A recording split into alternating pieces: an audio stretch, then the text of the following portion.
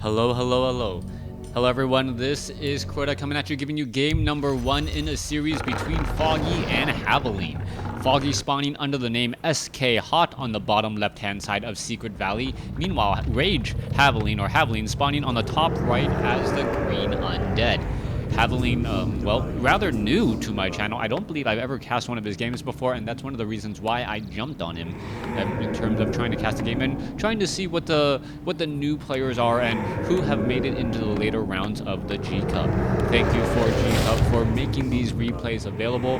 I am sure all of my viewers out there will thank you as well. And if you ever want to reach out to me for sponsorship stuff, just so I can plug the sponsors a little bit better, definitely do so. Anyways, let's take Altar of Darkness, and the Death Knight is being trained up a little bit later, started at the 1 minute 30 second mark. Meanwhile, back down over here, we are going up against a Demon Hunter. Demon Hunter against a Death Knight, not too strange, not too out of the ordinary, but Undead versus Night Elf is one of those matchups that I don't get to see all too often. Sometimes you will see dual crypts in order for the Undead to go mass Gargoyles. Gargoyles are rather effective since they do deal piercing damage, and archers and dryads in particular do take bonus damage from that piercing as well, while gargoyles have a fair amount of hit points for their size. I believe they're a 2 supply unit, but have 400 some odd hit points, and it's also an air unit, making them well, rather protected against the high damage of the Demon Hunter, which only does melee. Well, at least until that Demon Hunter does get to tier 3 with that Tree of Eternity and those Orbs of Venom. Now, let's take a look at it. Death Knight is wandering out, does already have ghouls as well, so it is going to be a ghoul rush with the ghouls. Well, with the Death Knight this time around, as opposed to the Gargoyles. Gargoyles have been a strategy that has really fallen out of favor now that I think about it a little bit more, and we may see just a large number of ghouls try and surround and take down units. The Death Knight should have Dust of Appearance already used a charge of Rod of Necromancy, as it is going to be looking to really punish the opponent for trying to tech too fast. That's really what this strategy is trying to do. You can see that there's an Ancient of War off over here doing a bit of training as well. The Death Knight now wandering around inside here, and if it can actually take down some of these Moonwells or some of these Wisps, that is a key blow and a key bit of damage. Alright, there is one archer right there taking a lot of damage as well. Low hit point ghoul now looking to back away.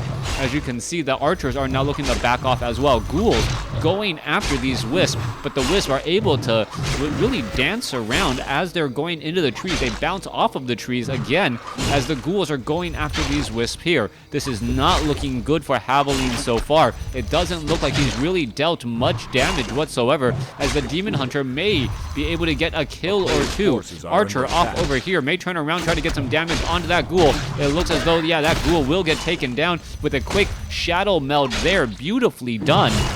Meanwhile, another ghoul looks like it's going to get taken down. There it goes. And this is one of those instances where, yes, Unholy Aura does give a slight movement speed bonus, 10% movement speed, but sometimes it is just better to try and Death Coil and heal your units. But then again, he is going up against that Demon Hunter, who I am sure would have started those mana burns a little bit earlier, instead just saving all of that mana from those Moonwells to replenish hit points. Alright, so far Death Knight not doing that great of a job. 24 over 40 supply compared to 30 over 40. Yes, but we also got to take a look at the tech. We are still at a Necropolis compared to a Tree of Ages that is about 80% done.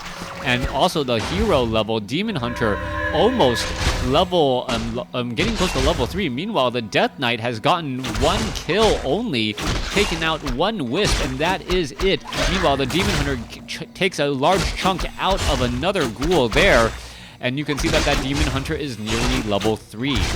Havoline just continuing all in with this particular strategy. It is not working all that well. The Demon Hunter just shy of level 3 now.